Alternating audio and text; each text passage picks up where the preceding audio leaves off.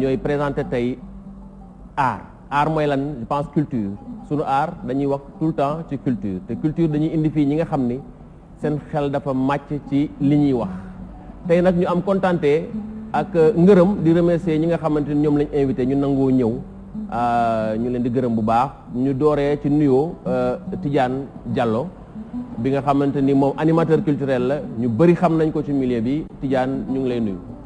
Kader maa ngi lay fay di nuyu ñi ñuy seetaan ñëpp di nuyu ñi ñuy seqal plateau bi aussi. waaw ñu dem à ma droite ñu nuyu Aziz Dieng bi nga xamante ni moom conseiller technique du ministre de la culture et de la communication la Aziz na nga def. merci Kader maa ngi lay nuyu di la def benn yóbbante ba muy ñëw sama doom yi. su demee nuyu Kader. Très bien maa ngi leen di fay mu di Amina. ak Dior may profité si émission bi pour def leen benn coucou. Amina ak Dior maa ngi leen di fay bu baax a baax a baax. voilà di remercier Walfadjri ak éditeurs yi. jërëjëf kontaan tamit bokk ak plateau bi samay xarit yi ay artistes yu mag. di nekk tey di nekk ci pekkan bi kële yore xalam bi kële moom nekk ci break dance Fallou Dieng moom sama xarit la depuis de longue date. et voilà notre grand animateur culturel qui fut longtemps directeur de l'orchestre national. Je suis content de partager le plateau avec vous. Merci beaucoup Aziz. Hamady ñu gën koo xam ci Pekkan Hamady benn spécialiste Pekkan la donc dévoilé naa secret bi tey Pekkan la ñuy waxtaanee Hamady na nga def. na nga def jëlal micro bi. na nga def ñu bàyyi la nga nuyoo ak téléspectateurs yi. allo. ah. ma ne ñu bàyyi la nga nuyoo ak téléspectateurs yi mbokk yi lay seetaan ñu bàyyi la nga nuyoo ak ñoom. salmini bangiraaɓe sehlaaɓe bisimilla daaba meyero samba ɗo bisimilla daaboyam ɗo daaboyero samba dewalamin sago dewalamin yimnoɗo ko gella ali hamidine samba ali modi cubu kenene ali mamou to bañayi koyle mum ne ononi gella ali janna ali janna weltinanore yanoɓe garani ɗo hade balɗe hamadi aysi dono samba me samba demba ali samba leɓe mbasa curdi noon ka yinaɗi baroɗe dugue dogi dow miccenale paale tufde ballele balamaji assalamu aleykader maaleykum salaam wax dëgg yàlla cosaan dafa neex lii wane na ni bon voilà émission bi vraiment culture bi nekk na fi ki si topp mooy Adi Guissé ñu bëri xam nañ ko Adi Guissé professionnel la ci lu muy def loolu moo tax mu teew fii tey Adi Guissé li muy def nii daf koo jàng fu soree sori jàng ko aussi école maa ngi fàttaliku ba may nekk man école des arts ñoo fa nekkoon doon donc Adi ñu ngi lay nuyu ñu bàyyi la nga nuyu ak téléspectateurs yi. bismillah rahmaani rahim Kader maa ngi lay nuyu maa ngi lay sant bu baax nuyu sumay grand yi nekk yëpp dama am fier tey ñëw Walfadjri parce que Tidiane Diallo on se connaît depuis au centre culturel Blaise Senghor xam nañ ci bu yàgg nit ku baax la amoon nañu temps dañuy créer foofu benn relais culturel au centre culturel Blaise Senghor moo nekkoon doon foofu vraiment macha allah jàmm rek moo nekkoon foofu même soo deful dara sax soo xëyee suba il faut nga dem centre culturel Blaise Senghor pour nga mun a feex. dafa am lu ñu fa suuloon. waaw. dañ koy faral di wax. waaw yow tamit Kader on se connaît depuis vraiment ñoo nekkoon centre culturel Blaise Senghor. waaw bi nga commencé génn ci télévision dafa ay théâtre man instant boobu mosu moo xam sax yaa ngi def affaire yooyu bon mosoo wone sa bopp yaa ngi ñëw foofu pourtant yaa ngi école des arts di jàng mais mosoo woon sa bopp yow da ngay def ay affaire def yooyu.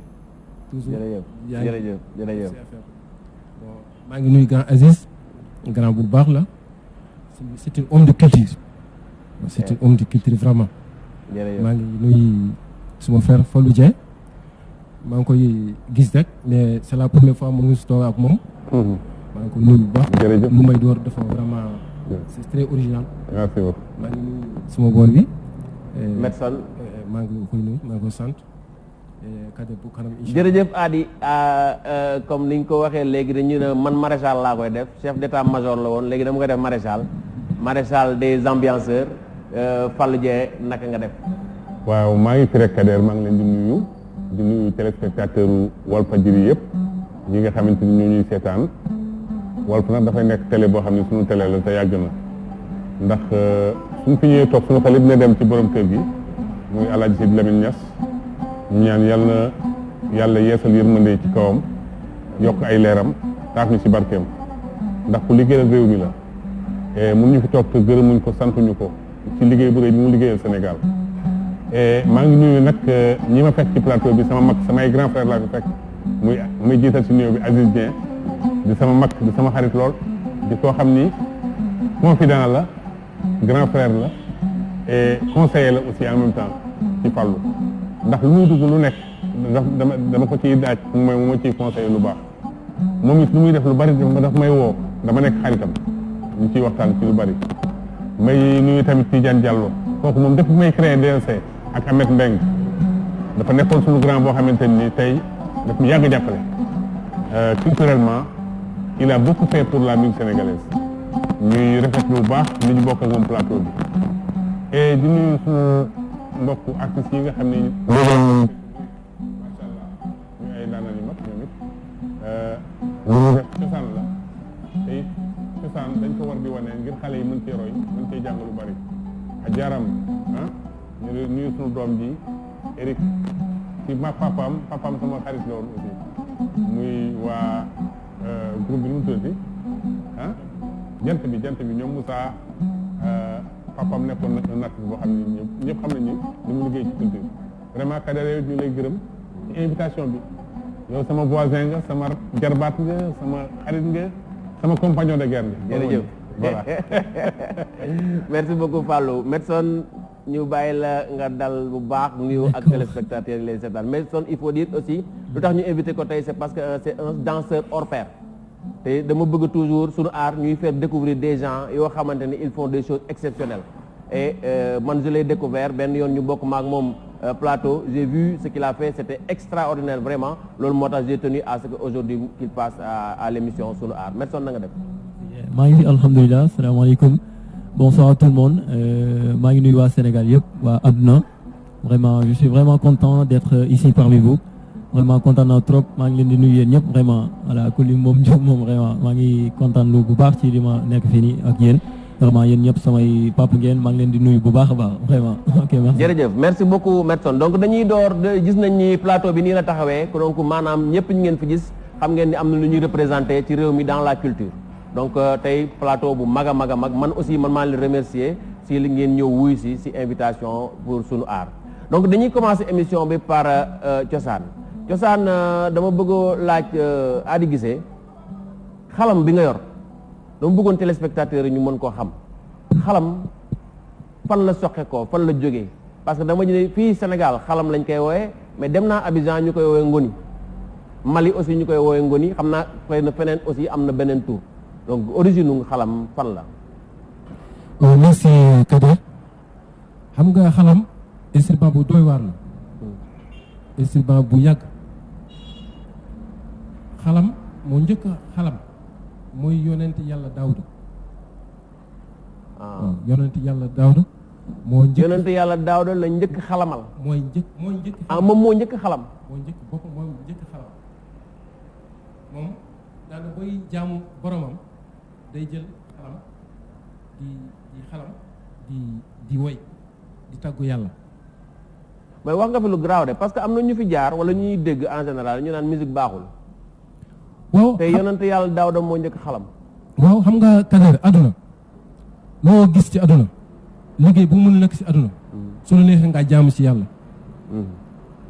xam nga alxuraan yàlla bu mu wàccee alxuraan dafay wàcce alxuraan pour dindi lu bon indi lu baax mais pourtant am na alxuraan ñu jël alxuraan dëpp ko def lu bon. te alxuraan booy wàccul lu bon. dëgg la. dëgg la donc alxuraan bi lu ñu koy def pour bon alxuraan bi bonul ku def lu bon moo bon. ku def lu bon moom moo bon mais alxuraan bi bon. je pense que dañuy delluwaat rek di tontu ñi nga xamante ñoom ñooy wax nañu bàyyi musique dafa araam nañu bàyyi fecc dafa araam nañu bàyyi way dafa araam chaque fois ñu wax ko tey jii nii man jàng naa fi lu bees nii yonent yàlla Daawuda moo njëkk xalam am na lu ñu fi faral di wax ñu naan yonent bi sax sallallahu alayhi wa sallam moom bi muy ñëw Médine dañ ko gàttandu te bañ koy gàttandu ay tabala lañ ko tëggal ba pare dañ ko wayal taala albadru alayna donc mën nañ continuer ci suñu xalam bi ñaata buum la.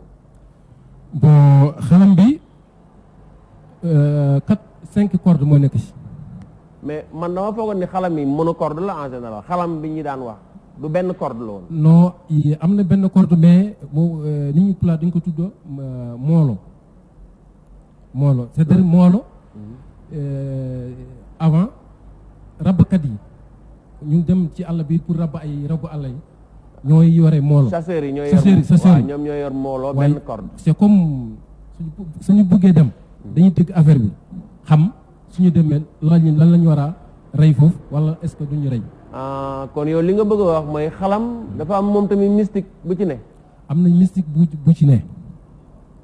ok te boo ko tëggee ñoom danañ xam lan nañu war a jàpp. ndax nañ jàpp kéwél wala nañ jàpp lapin. wala tey affaire bi marché du neex.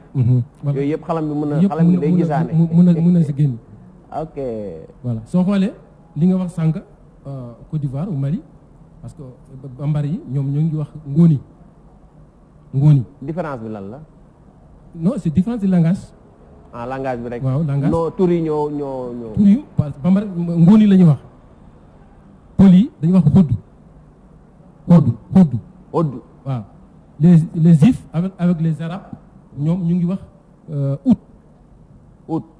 waaw soo gisee ut ak xoddu daanaka benn la waaw. parce que foofu la jógee. booy ñëw ba eggu ci bon soninké yi ñu ngi wax gambare waaw. waaw soo demee ci olof ñu ngi wax xalam. soo demee ci koroboro ñu ngi wax gurgu. maanaam daal làkk bu nekk amal na ko tur. amal na ko tur. ok mais la mooy différence benn am na ñetti corde am na juróomi corde en général ñaata corde la war a am. bon généralement pël yi ak soninké yi ak les bambara ñoom 4 cordes lañ def fondamental bi. waaw 4 cordes mais léegi avec les nouvelles générations. fondamental mooy. 4 cordes. waaw mooy do ré mi fa sol la si do bi daal. waaw yaa ngi ko jël dafa traditionnel. waaw yaa ngi wax lu moderne. waaw ok. mun nga ci xam nga instrument la. comme les guitares comme le tout comme les. mais xaw ma ci lu bëri mais dañ mën ne ni xalam dafa bëri jazz dëgg la. dafa bëri jazz waaw. waaw xam nga xalam. instrument boo xam ne dafa compliqué. c'est très compliqué mais ñun lu ñu tàmbalee jouer mën nga ko jouer mais mën nga ko évoluer nga jouer leneen exemple man damay jouer xalam damay def musique traditionnelle moderne mais mën naa si jouer jazz mën naa jouer ay funky mën naa jouer même pour tout cas musique bu nekk ci àdduna bi mën naa ko jouer si suma xalam. mën nga si jouer jazz mën nga ñu ñamal tuuti jazz rek tuuti rek. day neex traditionnel bi dugg ci jazz parce que gis naa Aline Ndiaye mu joué xànju mais gis naa Aline Ndiaye mu joué xànju mu neex trop waaw. xam nga xànju soo gisee xànju loolu tamit am na lu ko indi. lu ko indi am nga buumu xalam sax buum am na lu tax ñu def ko. am lu tax ñu créé ko depuis ba xala bu commencé boo léegi. am na lu tax ñu kii ko. waaw mais à ñun man exemple man léegi damay jouer musique moderne. mais dama def avec un instrument traditionnel. mais mun naa jël benn morceau boo xam ne ñun ñoo ko moom ñu jouer ko avec jazz. très bien balaa ngay ñëw si jazz Tidiane dafa amoon question bu mu lay poser. en fait c'était dama bëggoon yokk tuuti ci li mu wax quoi. xalam dafa nekk instrument boo xam ne effectivement. instrument bu évolué la dans le temps xalam am na benn corde comme ni mu ko waxee molo mais xalam aussi dem na ba 3 cordes suñu maam yi même ci griot traditionnel yi sax am na si ñoo xam ne joué nañ fi ba joué trois cordes mais xalam aussi dafa évoluer waat dem ba 5 cordes moom je crois xalam bi mu yore nii sax 5 cordes la. 5 cordes la mais dem na ba 7 cordes mais en fait c'est que soo bëggee jouer am na musique yoo xam ne boo ci bëggee jouer di jouer instrument traditionnel comme xalam il faut nga évoluer loo.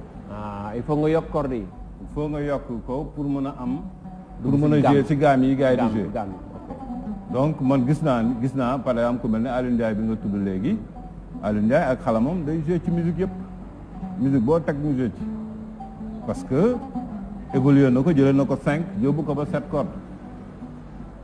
créé na si aussi ay yeneen type de xalam ay xalam yoo xam ne basse lay jouer ak xalam yoo xam ne am na xalam pulaar am na xalam boo xam ne c'est typiquement pulaar am xalam boo xam ne c'est typiquement wolof. waaw mais mën na la tegal orchestre xalam.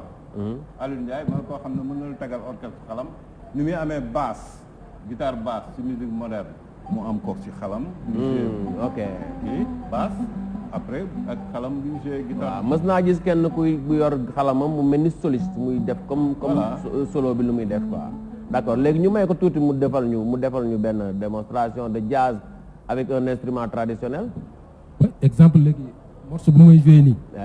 suñu morceau la ñu ñëw moom mais dama ko dëbb avec musicien bu mu àndal. waaw ñoom dañ ko joué jazz. ok donc ñu am suñu couleur. ok am ay couleur jazz.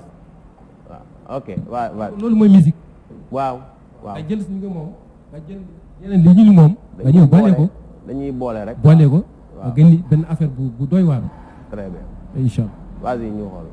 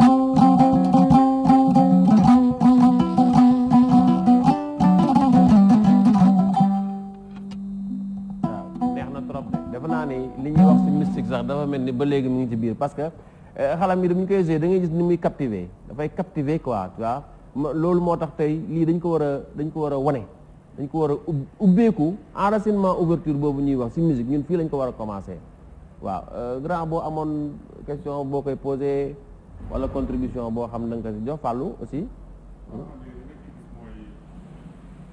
dañu caaxaane loo xam ne dañ ko moom daal nga xam ni dañu caaxaane loo xam ne dañ ko moom daal mooy instrument traditionnel yi dama gis ni la musique malienne il tourne beaucoup plus que la musique sénégalaise xam nga lan moo ko waral les instruments traditionnels dama dem ay tournées yu mag côté Amérique jëm Canada ma gis ay maliens yu ma bokkaloon tournée seen musique brute la ñuy tourner musique brute maanaam musique boo xamante ni tey ay xalam ñoo leen di accompagner ay kora ak ay guitare ak ay tama ñu ciy tourner yu am solo te fii damay tàmm di dégg ñu naan damay def sama sortie locale après ma def sama sortie internationale loolu mooy problème bi musique sénégalaise nit ki sa local mooy sa international et lii lu ñu war a gëstuwaat la gën ci liggéey pour la base de la musique sénégalaise parce que Sénégal ak Mali ak ba Côte d'Ivoire jëm Burkina culture bi boo koy seet benn la seulement différence bi am rek mooy les langues te langue culturellement on a une musique qui est très riche parce que y a pas que le wolof y a le alpulaar day jouer xalam wolof bi day jouer xalam bambara bi day jouer xalam saraxule bi day jouer xalam ñi xoolal ku nekk façon voilà donc mu nekk loo xam ni culturellement ñun li ñu am dafa riche tey foog ñu gën koo liggéey gën ci gën a développé gën a jaay suñu musique sur le plan international. oui bon man bëgguma yàq wax ji Fallou wax c'est très juste vraiment je suis tout à fait d'accord aw ma dama si yàq et sinon tuuti rek c'est que musique moderne sénégalaise li ñu exploité suñu instruments traditionnels yi dafa des sabar dëgg la c'est très présent voilà c'est un peu trop présent d'ailleurs c'est trop présent ouais. C'est trop présent mais xalam par exemple on n'a pas assez exploité et Fallou a très bien expliqué ça je crois que il y a encore des choses à faire. waaw non parce que ñu ngi ñëw après parce qu'on va parler nous tous on va parler de production. li nit ñu bëri xamul mooy c'est pas parce que instrument bi moo nekk instrument traditionnel que forcément musique bi muy produire aussi c'est une musique traditionnelle. mais mën na nekk un instrument moderne un instrument traditionnel mais j'ai une musique très moderne. mais loolu la ñu bëri xamul nag malheureusement. mais moo tax li Fallou di wax c'est tellement important il faut ñu valoriser instruments yi dugal ko suñu musique parce que mooy def suñu spécificité. xaw ma ndax xam nga Alem Malheur. Alem Malheur xam naa. Alem Malheur day riiti mais mi ngi Suède xaw ma Finlande di fa toj te moom riiti pëlam la yor di ko dugal si ay tradition wu Finlande sax la koy dugal si boppam. donc je pense que ñun il faut li ñu wax fii la dañu war a jël suñu culture suñu cosaan suñu instrument traditionnel yi moom la ñu war a tourner bu ñu bëggee jaay dañuy jaay culture sénégalaise mënuloo jaay culture sénégalaise ak benn guitare solo boo xamante ni li la américain bi defal loolu lay def li la anglais bi defal loolu lay def je pense que ñu ngi dem ndànk parce que tey lu tax ñii ñu indi leen si invité leen fii tey on va parler de production artistique production tey est-ce que mi ngi dox lu tax doxul ban solution la ñu am pour que ñu mën a vivre suñu art képp kuy artiste mën a def production si aaram te ñu ngi ciy ñëw léegi damay jublu ci Amady man waa Podor la falaa déggee falaa cosaano donc falaa déggee pekaan ci cubala yi dama ko doon dégg nii rek mais xaw ma exactement lan la bëgg naa nga wax ñu cosaanu pekaan fu mu jógee cosaan pekaan min noon waa de wolof de galanmi koye pulaar cosaan pekaan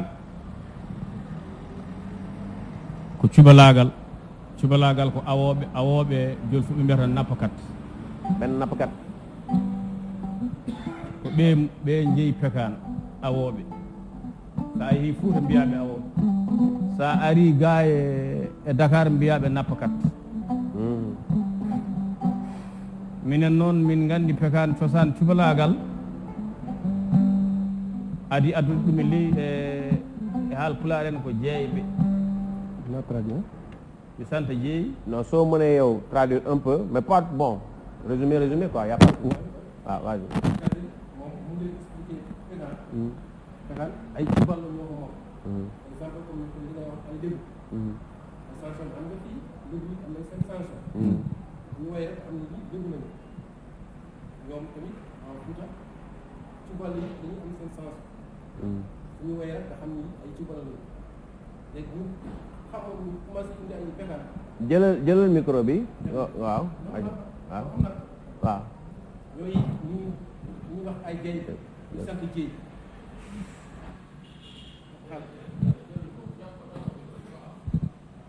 voilà ñu sant jeey ñoom ñooy commencé ñoom ñu njëkk way pekaan waaw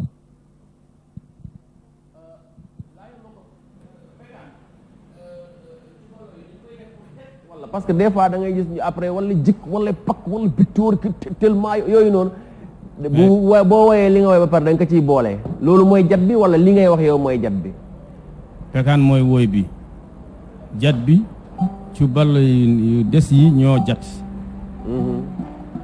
parce que jat bi boo woyee pekaan nga gis keneen ñëw pour jat lu mu jàppee jasit lii la def lii nga def ba nga jàpp jasit loolu mooy jat bi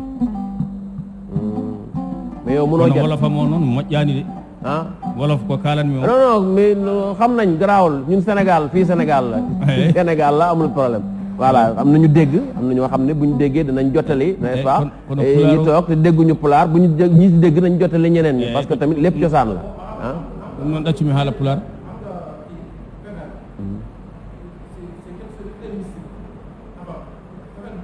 ok su ñu demee pour fexeel ba buufu wuyu nag wala boo wuyu nga pekkaan ko benn yoon bu ñu demee ci dex bi waaw su fekkee dañu bugg a xam lu lan la xew ci dex bi dañuy ñëw cubal yi mag yi ñëpp ñëw taxaw léegi ñu commencé woy pexaan bi su ñu woyee ñu def ay seen xam-xam ñu soog a xam lan moo war a xew ci biir ndox bi wala lan moo war a am ci biir ndox bi loolu pexaan commencé ba finalement fur et à mesure boo nekkar ay affaire culture. ok léegi mun ngeen ñu defaral benn ensemble ay yim danna jam nono windaango hiiri o jammo nana jeewa ɗo jammo jeewi pekan woni dole subal mo wayata eyo kaderam sanani pekan ndena fuuray kumbaaru awoɓe aynaaɓe remoɓe janngoɓe ɓuraano ɓe keɗotono pekan so jamma jeewi kode men ñaari nden mbeɗa yiiɗo kulumo sambay tufon ɗomre ceɗɗo wilana kulumo joola wi ibbusonaabu sara ko lewi huɓɓure safal ɓe mbi sayidak jolfu ɓe mbi gaal tuba ko ɓe mbi piro gaful ɓe toro ɓe mbi lanando man wi najoore sumal ɓe mbi loocol lawɓe laana mbi samaddu fon domre cewkajo gole maayo roro ko laanewi inde ko debde e laanewe siwolum gaal mais to bonna buñu sax mu jeex tellement dollil dafa neex dollil jammo nana jeeɓa ɓo somi yimmimayo gila funnangue mi are Casamance ay binjona mbeɗa yiilo laana jamma jam kewi limora ko ñalli ɓuuri ibade nde garmi e ngawle wuro penda Moussa Boukari ɗo noddunomi Manaba Sar maliɗi siriɗi mali mambiliɗi nenam ko malaɗo babam ko malaɗo haymin komi malaɗo saw ko sawlaɗe gorɓe kaɓɓi talli gueɗoɗi ɗegi yata ko ɗum tiɓeje baba wi weeje sifo weeje tinga sifo larti yiiti ɓarti dañi yette kam soya irta law somi daymami adi cakkudi mbi Samba e ñogural jarama jërëjëf waaw jërëjëf Amady wax dëgg yàlla cosaan neex na cosaan lii war na tax ñun ñuy delluwaat suñu cosaan dañuy dem si waxtaan bi nga xamante ni moo doon production musicale production artistique au Sénégal parce que dañuy naan bu fekkee da nga bëgg dund sa art il faut nga produire est-ce que production mu ngi dox Sénégal lan moo tax doxul lan moo ci dox lan lañu war a def pour mu dox donc je pense que damay commencer par l'artiste bi nga xam ni mooy Fallou Dieng di ko laaj est-ce que production artistique bi ngi dox Sénégal. waaw laaj nga lu am solo production moom mënu dox te marché amul. damay wax ni lu ñu njëkk a ñàkk mooy marché amuñu marché bu njëkk marché dafa amoon producteur am ñaar yooyu lu doon dimbali artistes yi la bokk maanaam producteur. dañ daan jël seen xaalis di ko investir ci musique loolu c'est en voie de disparition amatul bareetul boobu wala bu amee tamit ay benn lañu. maanaam amatul producteur quoi. voilà amatul producteur ñaareel bi amuñu marché ñetteel bi li nga xam ni moo daan dox dëggantaan muy cassette amatul li ci topp di CD technologie bi avancé moo ko yàq ba tax na tey artistes yëpp. dañuy def production nii rek pour nit ñi fàttaliku leen ni ils sont là ñu bari tey toog nañu dañu yaakaar dañoo daanu wuñu de dañu amatul espoir. ah bon li nga wax garaaw na de. waaw dañu amatul espoir parce que imagine toi nga am production loo xam ne lépp dañ la ko daan defal da nga amoon producteur mu lay produire benn ñaareel bi mu promouvoir sa album ñetteel bi ngay jouer nit ñi sax ki la fa fekk yooyu yëpp lu daan doxal la ñeenteel bi ngay tukki di dem un peu partout defe naa li artiste yi defee daal defe naa mooy c'est de jouer quoi les live là moo leen ciy génne ak tournée yi mais actuellement production moom sincèrement damay wax ni technologie bu avancée moo ñu sonal ba tey du ma wax sax fii Sénégal mais c'est mondial donc gars yi ngi wut yeneen pexe nag yoo xamante ni tey bëgg nañ cee jaar pour di jaay seen ay produits. est-ce que xalaatoo ni production bi mondialisation boobu noonu est-ce que dañu woon adapté wu pour mën a ànd ak moom. waaw loolu dafa laaj jàngat. dafa laaj tamit ñu éveiller ci nit ñi parce que tey ñi nekk ci art ñu ci bari tey lu wàllu technologie xamuñu ci dara tey am na ay experts yu ci xarañ tey ñoo war a former ñooñu pour ñu xam lan mooy technologie parce que tey fi jamono toll technologie ku ci mën tuuti rek loolu la nit ñi mënal nga mënal sa bopp tuuti rek di nga mën a xaw a évoluer ci domaine vente yeeg yooyu. waaw moo tax xale yi am nañ ci chance trop parce que affaire bi dafa mel ni avenir bi xale yi la gën a appartenir parce que tey mag bu ci toogoon tey di xaar tey producteur mu ñëw dootu gisatoo ko mag mu ciy xaar tamit management boo xamante ni dafa ànd ak évolution technologie bi am nga koy xaar soo travaillé wu la xale yi amaana ci dépassé ba tax na tey damay wax ne tey xale yi ñu ci bari tey damay wax ne sax du télévision yi leen wane wala rajo yi wane leen mais technologie moo leen wane parce que dañu xam naka la xam fu ñuy jaar. YouTube, Facebook, Snapchat yooyu noonu yooyu sont présents. ok moo tax damay wax ni mag mu ci nekk tey nekk ci milieu bi ñu nekk utal xale sa wet wala ku xam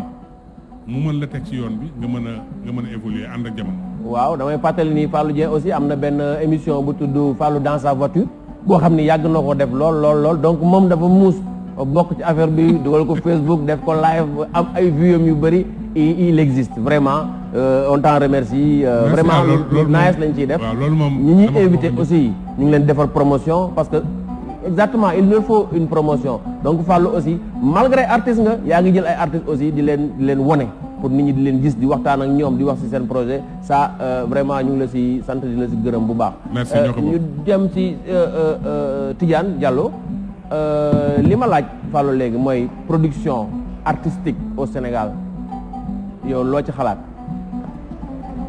man li ma ci xalaat mooy production dafa nekk domaine boo xam ne dafa yaatu production mën na nekk comme ni Fallou waxee production musicale mën na nekk aussi une production audiovisuelle mën na nekk une production théâtrale mën na nekk aussi une production chorégraphique ou même dans le domaine du patrimoine lu suñu société yëpp créé yooyu yëpp c'est des productions parce que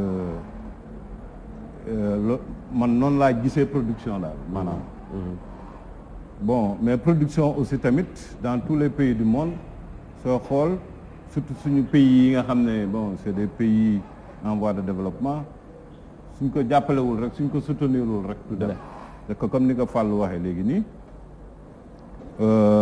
producteur moo fi amatul mais producteur bi tamit su amatul c'est parce que tamit quelque part ñun li ñuy def musique bi ñuy def aussi tamit peut-être moo nekkul musique bi attiré quoi musique boo xam ne marché tamit marché mënoo am marché boo xam ne Gambie la Sénégal bëgg producteur di ci def alal ju bëri quoi ouais parce que production dafa parce que da ngay gis ñuy produire dans le monde mais day dem fépp partout une production les productions nigérianes là dañ koy consommer fii au Sénégal dañ koy consommer partout dans le monde mais suñu production ñun malheureusement mënul egg fenn c'est parce que y a un problème de qualité parce que tamit dafa am liggéey bu ñu war a nekk à la base boo xam ne defuñu ko soo demee te Dakar sax sooy xool moo tane par rapport ak biir dëkk bi sooy xool production de manière générale laa la wax quoi de manière générale nga laal production théâtrale production musicale production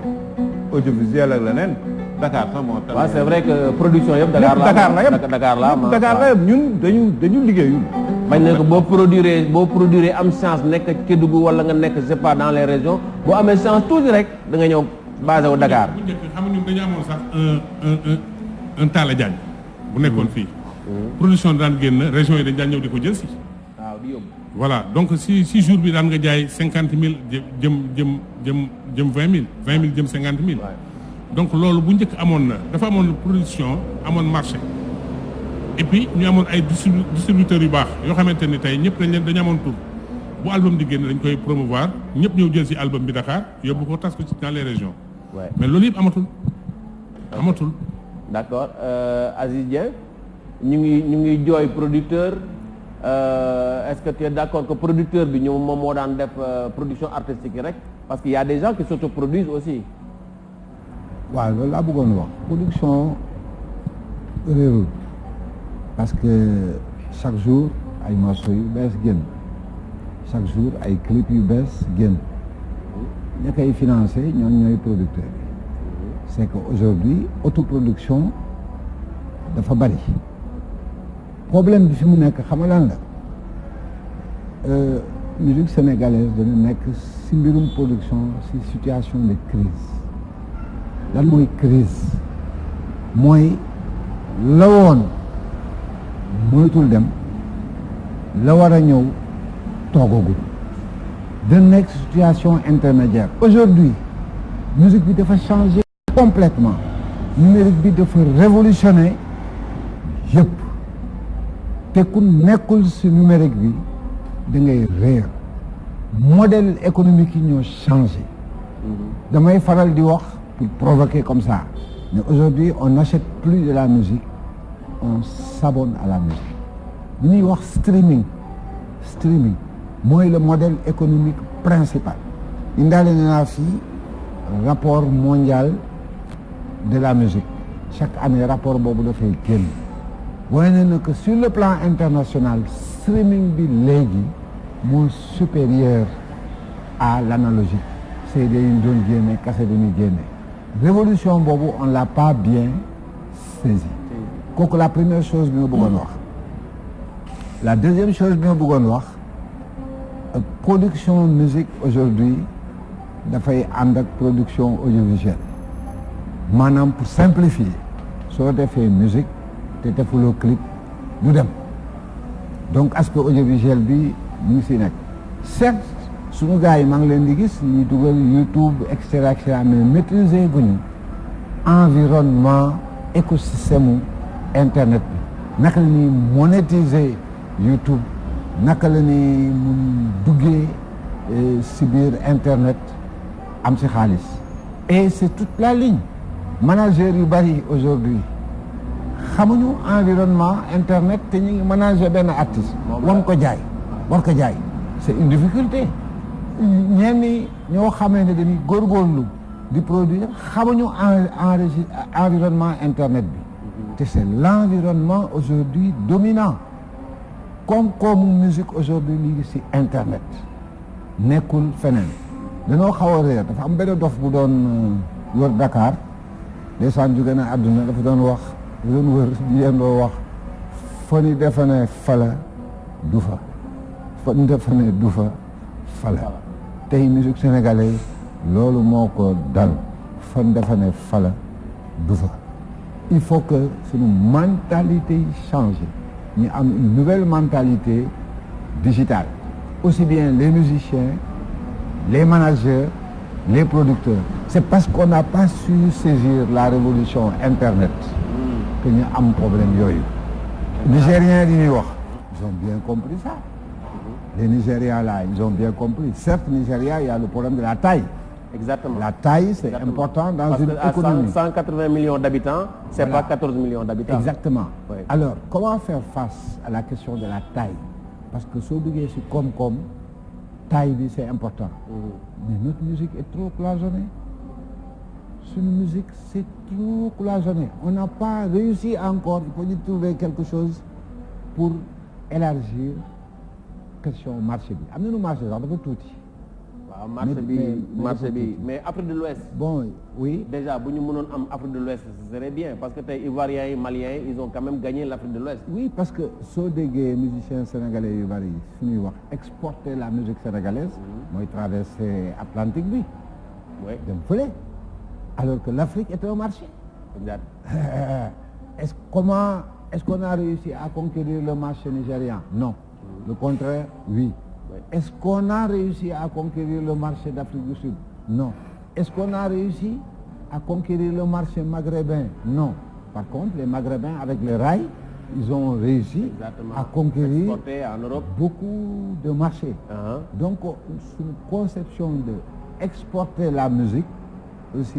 Mais balaa ñuy exporter sax est-ce que ñun duñu consommer normal parce que dama seetlu tey boo demee dans les boîtes de nuit ñu lay tegal raga tegal la musique américaine tegal la naaja mais bu ñuy teg mbalax wala musique sénégalaise rek gaa yi raaf dootuñu ko fecc dootuñu ko déglu loolu aussi du problème parce que tey jii ñun d'abord ñoo war a produire pour suñu public mais suñu public ci boppam nangootul sax déglu ñun suñu musique. Bon pourtant oui quelque part aussi mooy li may wax rek xam nga loo gis aussi monotonie fu mu am man pour man loolu day wàññi lu bëri quoi monotonie donc parce que léegi da ngay gis ne musique bi presque lépp mbalax la quoi marimba sabar la quoi presque soo koy xool sabar kese la mais en fait mais ñun dañu am diversité fii musicale boo xam ne exploité wuñ ko aussi benn preuve suñu yemee ci musique rek production musicale rek lépp li ñu am exploité wuñ ko on a une diversité musicale on est un pays riche sur le plan musical très riche mais malheureusement ñun ci sabar bi lañ ko yemale ci musique mbalax boobu rek lañ yemale mais y a une diversité musicale au Sénégal boo xam ne jéemuñu ko exploité mais Nigérians yi quand da ngay gis benn Nigérian bu gën a jeune bu moderne quand il joue da ngay gis benn màggetu Nigérian sax day fecc yooyu da nga koy gis sa quand tu regardes Nollywood wala yooyu dañ ciy fecc ak yëpp mais ñun suñu musique yi kan moo koy. c'est pas étonnant ngay dem dans ces milieux là kenn du jug fecc. ok yaa ngi ci musique même ci audiovisuel. tey jii nii téléfilm nigérian.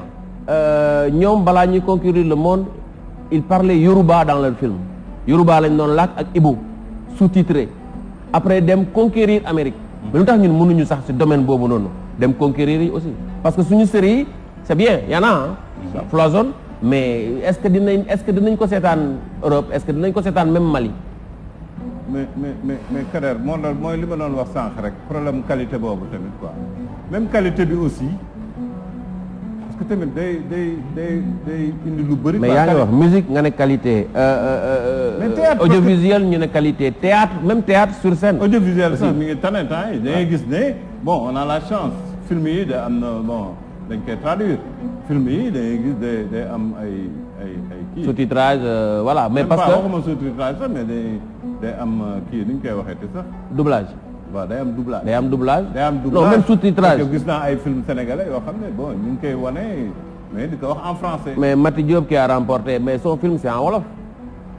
c'est en wolof mais c'est sous-titré parce que je pense que même dans le jeu quand tu parles de qualité je pense que am na lu ñu war a def tey jii nii acteur bi làkk wolof muy langue bu mu nàmp moom si lay gën a mën a jouer même que langue bu mu dem. mooy li ñuy wax rek nga ñu utiliser suñu lii moo gën ñu utiliser yëpp kenn. au-delà de loolu yëpp de ces aspects-là.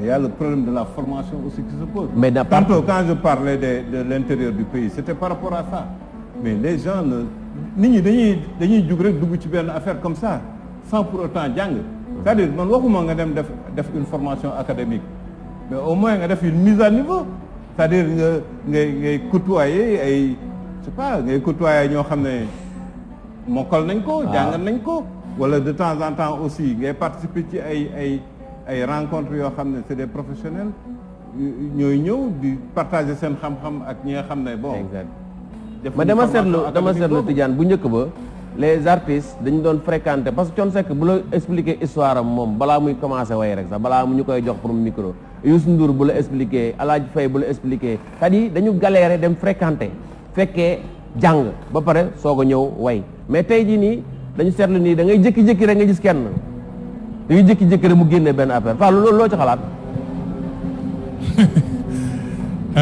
xam nga dama mës a dégg ci benn waykat bu mag bu génn àdduna bu ñuy wax Alaaji Njaga Mbay nee na way bu njëkk musique dafa amoon buntu kër boo ñëwee da ngay sonné wala nga fëgg ñu ibbil la nga dugg waaye il a l'impression que léegi musique bi amatul buntu kër miir bi lañ daaneel ba fu waay neex lay duggee ci musique bi et c'est vrai que Tidiane dafa wax lu am importance ndax qualité musicale dafa baissé bu baax par rapport ak bu njëkk gis nga les grands ils ont beaucoup travaillé te it fi ñu ajoon musique bi ba léegi benn xale fekk gu leen fa àjji ko parce que bu njëkk dañ daan répéter durant des mois avant production bi di génn nga xam bu ñu la yee sax ne la kaay jouer ko nga jouer ko avec qualité beaucoup de qualité avec des arrangements yoo xamante ni de qualité ay animateurs de qualité tamit newoon ci dëkk bi di promouvoir cette musique là mais léegi ana animateurs yooyu des animateurs mélomanes yoo xam ne dañu xam musique des mélomanes yoo xam ne aussi tam dañuy fréquenter mais dañu xam musique dañoo bëgg musique et mu nekkoon benn concurrence boo xamante ni tey kuy génne sa album tant que ñëwoo présenté ko à la rajo ba ñu auditionné la sa xel du dal muy ku mag kee ku ndaw kee ci yam boo daan génne dara da nga koy teg ci lu wóor ba génne ko gars yi accordé ko nga doog kii soo deful lu baax si tiroir lañ koy def mais ana qualité boobu amatuñ ko perdre nañ ko tu vois musique bi tey amatul discipline nañ ko wax nag te muy dëgg quoi amatul discipline musicale amatul ay arrangement amatul lu rythme daal amuñu ko et puis jël benn parole ay des thèmes Kleenex yoo xam ni tey bu génnee 2 mois wala 1 mois day teg jeex nañ ko ci tiroir buzz en fait voilà donc dañuy def moi je buzz. pense que bu njëkk dafa amoon musique am parole am ay arrangement am aussi tamit des animateurs de qualité et des mélomanes yi nga xam ne ñi daan ñëw sax ci boîte di la fréquenter ay mélomanes la te loolu amatuñ ko tey da ngay gis soo xam ne day musique ña koy fréquenter ay profane lañ ci musique xamuñu dara ci musique dañ koy kii rek supporter maanaam dañ koy nawetaan non mais c'est vrai faut qu'on le dise dañ koy nawetaan sa waa quartier ñëw ëmb la tu vois yow sa quartier ñoo lay xam fekk dëkk bi xamaguñ la pour yow egg nga fi nga jëm mais loolu yëpp li ko waral mooy manque d'expérience ak ñàkk gëstu ñàkk tamit formé wu formation ñi fi nekk nga xam ni dañoo xamul musique nekk fi ils sont toujours là ils sont toujours là tey mag xale bu ciy def dara côtoyé benn mag bu am expérience nan ngeen doon liggéeyee xam nan lañ doon liggéeyee wala mu ñëw ne ko kay dolli ma je pense que tey du juum ci ay musicalement du juum tey tendance bi foofu la nekk tey affaire bi dafa musicalement dañu am baisse bu grave. damay dellu si li nga wax rek parce que mooy fréquenter mag yi ñu jàngal la dañuy naan parfumerie fu ñuy defaree parfum même boo tuuruwul parfum di fa fréquenter boo génnee da ngay xeeñ parfum. waaw donc il faut que ñuy fréquenter ñi nga xamante ni même booy sangoo meew chaque jour doo weex mais da ngay saf meew. donc il faut ngay nekk ak gars yi saf meew yi ak parfum yi.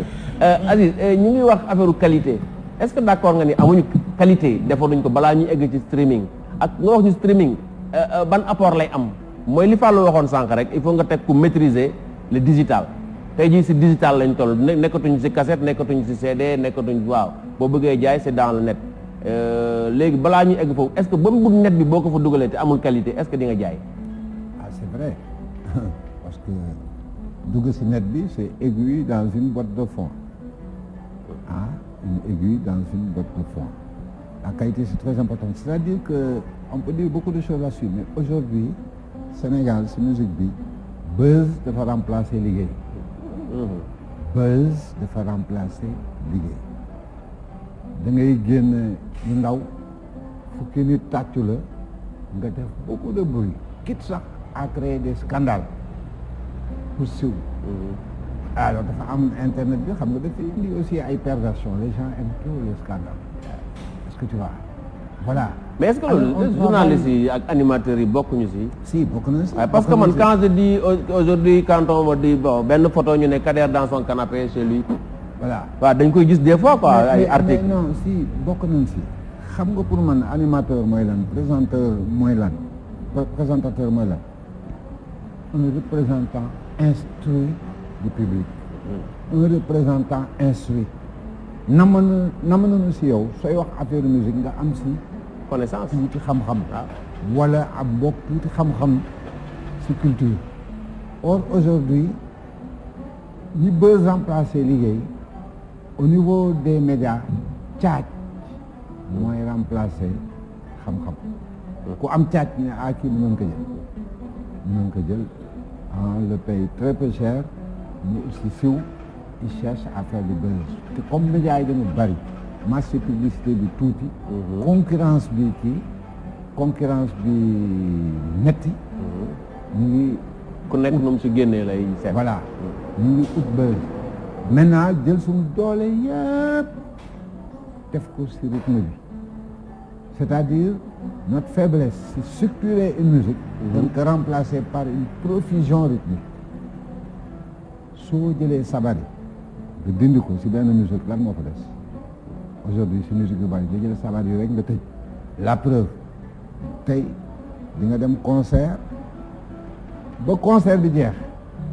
amul slow rythme rek waaw et soo doxantoo nga jógee concert bi dem fële tu as l'impression que c'est le même morceau qui continue avec une autre voix. Exactement.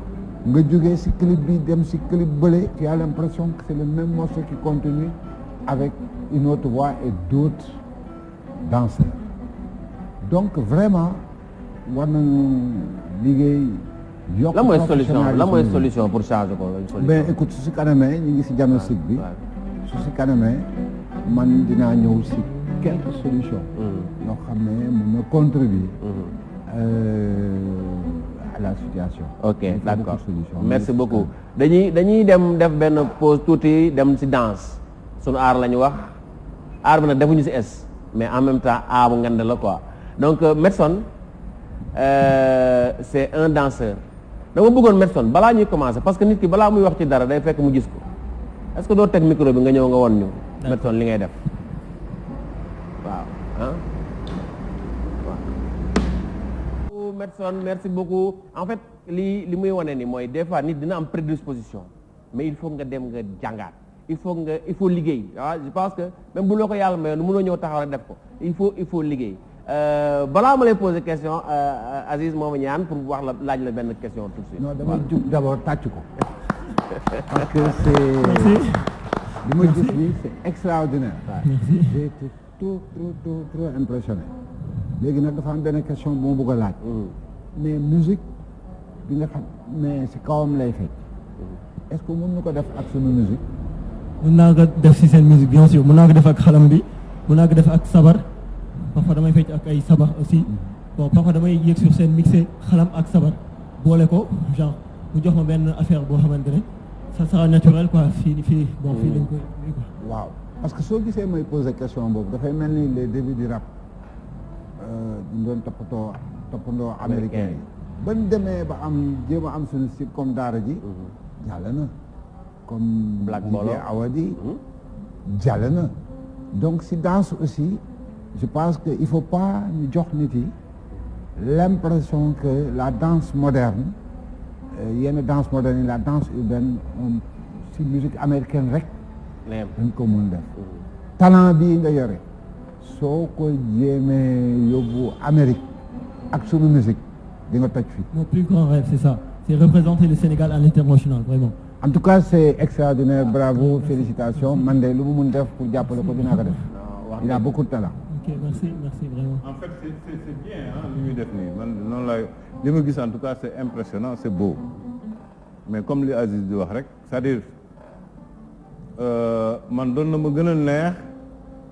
su fekkoon ni yow danse moderne bii ngay def nii mais da ngay inspiré wu si suñu patrimoine quoi c'est-à-dire suñu patrimoine ngay inspiré wu pour évoluer vers cette danse moderne là vraiment loolu dina am sens parce que spécificité sénégalaise boobu tant que nekku ci gars yi dañuy ne américain la wala je sais pas anglais la wala xawma lan beneen pays c'est un pays de l'Occident. En fait il faut que tamit li ngeen di def ngeen wane ci suñu spécificité culturelle ngeen wane ne aussi ngeen inspiré wu ci li ñu am man voilà foofu laay waxee quoi loolu vraiment su si amoon moom ce serait extraordinaire quoi. c'est vrai. et que ngeen di exploiter aussi nos musiques. dëgg la. waaw en fait man bi moo ko njëkkee gis naa ko ci sabar. gis naa ko def na ko sabar def na dënn bi sax loo xam ne defoo ko fii dënn bi dem na ba fële bàyyi yaram bi fii xaw ma nu mu demee noonu.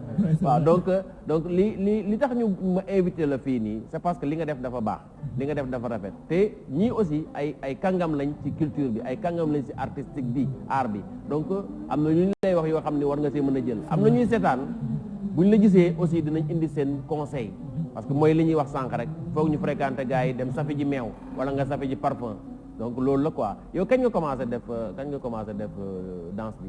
man danse je l'ai commencé. ñu fàttali aussi que sa papa artiste bu mag la. suñu xarit la ñun ñëpp ñu fi ne. c'est le fils à Sën Souley. Sën Souley ñëpp xam nga ko jant bi mais bon dootuma jooy lool voilà def na fi temps quoi franchement et puis sa papa ku baax la. donc kañ nga commencé def.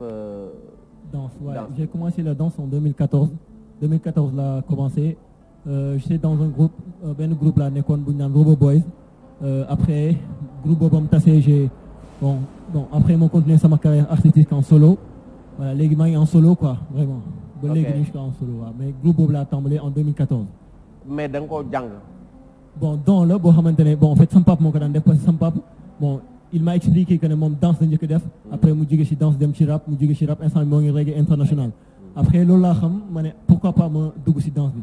Voilà, c'est lui qui m'a inspiré quoi vraiment moo ma motivé aussi ci ba mu dugg ci danse aussi vraiment c'est un don boo xamante ne bon damay naan yàlla moom ko may quoi c'est naturellement et c'est pas hasard quoi fecc mooy fecc ci man. ok waaw mais je me dis que aussi gis nga bu la yàlla mayee don la technique. technique moom la ñuy jàng kenn demul jàng danse pour danse ni rek dans tout art en fait on va apprendre la technique je pense que dina doon dox. Aziz am na lu mu wax léegi xam naa après dina la si wax dina la jàppale te je pense que jàppale tamit c'est toujours former il faut former il faut que nit ki am une formation pour mu am acquérir benn technique boo xam ni mën na ko yóbbu à l'international bi nga xamante ni moom nga bëgg Fallou boo amee loo koy laaj. non moi je suis impressionné parce que man xalaatuma woon genre technique de danse bi am na ñu ko mën fii quoi donc ni mu moomee yaramam tu vois ak beaucoup de technicité tu vois moi je pense que mën na adapter danse bi si dans n'importe quelle musique dans n'importe quel rythme aussi mën na ci adapter danse bi comme ni ko gars yi gisee rek première impression bi muy am loolu laa jëkk a xalaat quoi dama ne sénégalais la doomu sénégalais la doomu ndaanaan la pourquoi pas mu exploiter li nga xamante ni mooy notre musique ci kaw danse bi nga xam ne moom lay def et man daal dama koy encourager et puis mu gën a góorgóorlu gën koo teg ci yoon gën ko jaarale foo xamante ni xaw ma nu ñu koy mën a waxee daal naka lañ ko mën a wane ba mu. wane boppam wane Sénégal. voilà waaw ba mu wane Sénégal je pense que wane Sénégal la waaw wane Sénégal parce que acrobate pël yi aussi da nga gis li ñuy def c'est très nice loolu xam naa ni maa ko promettre dina leen fi indi acrobate pël. waaw parce que culture urbaine jaar nañ fi def nañ fi seen break nee naa leen fii ñun ñoo leen njëkk a break. ñi njëkk a break ñu ngi Kolda laa la jëlee ñoo fii jaxase fi yëpp bàyyi culture urbaine donc balaa ñuy continuer dañuy dem service commercial di ay publicité après ñu ñëwaat incha allah.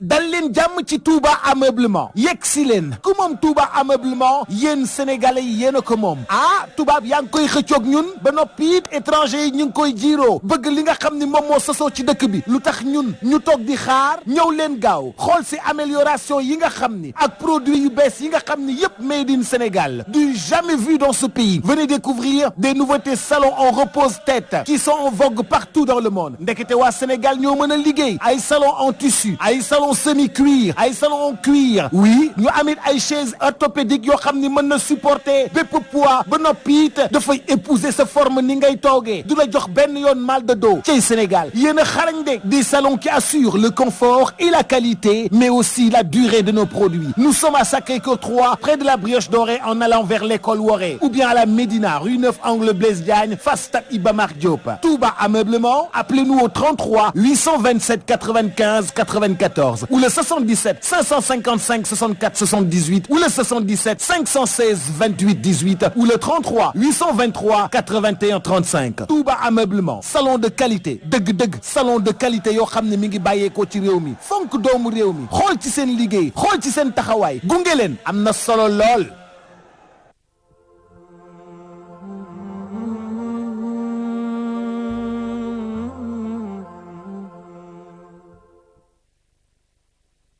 ñu ngi remercier bu baax suñu partenaire bi nga xam ne mooy Touba Ameublement di continuer Grand Soir ci sunu art pour parler d'art fu mu toll nii nag dañuy dugal Rakim dafa am day def slam benn collectif la buy def slam dañu am benn spectacle bu mag bu ñuy préparé ci slam ak bon naka laa ko mën a waxee fusion baal ma joxal ma ko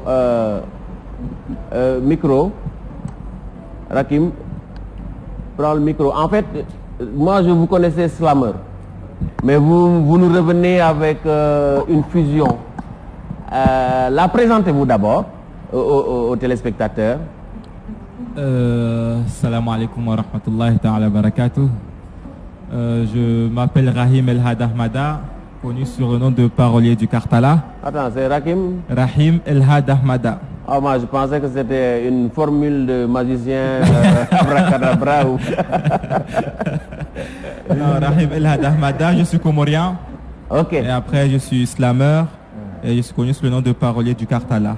Mais aussi, je suis activiste, je suis organisateur de pas mal d'événements, surtout ce qui lie notre culture, la tradition. Je fais la promotion de notre culture, le patrimoine culturel des Comores. C'est ce que je lui disais en l'invitant. J'ai dit, Rakim, je vais t'inviter, mais je ne veux pas faire la promotion de la culture comorienne, je fais la promotion de l'art sénégalais. Oui, de l'art sénégalais, parce que de notre événement qu'on organise, c'est l'objet de mon invitation, j'espère. On organise un événement qui est nommé Kamar, parce que Comores, c'est un nom donné par les Arabes, ça s'appelait Juzrul Kamar, les îles de la Lune. Donc nous, on a dit Kamar. Voilà, Kamar, Art. Oui. Donc voilà, c'est un peu ça le nom de l'événement. C'est un événement qui expose et qui met en valeur le patrimoine culturel et immatériel des Comores. Donc on va montrer un peu tout ce qui est patrimoine culturel et immatériel des Comores et aussi montrer la place de la femme dans notre société comorienne, aussi dans la société africaine. Mais on a comme pays invité le Sénégal. Du coup... Vous faites la promotion, chez nous. Voilà. Chez nous, hein. Dans notre événement. Voilà, on vous invite chez vous, mais dans notre événement, parce que l'espace Blaisengo sera pour les Comoriens le 3 août. Donc on vous invite dans notre espace. Et quel genre de spectacle vous faites?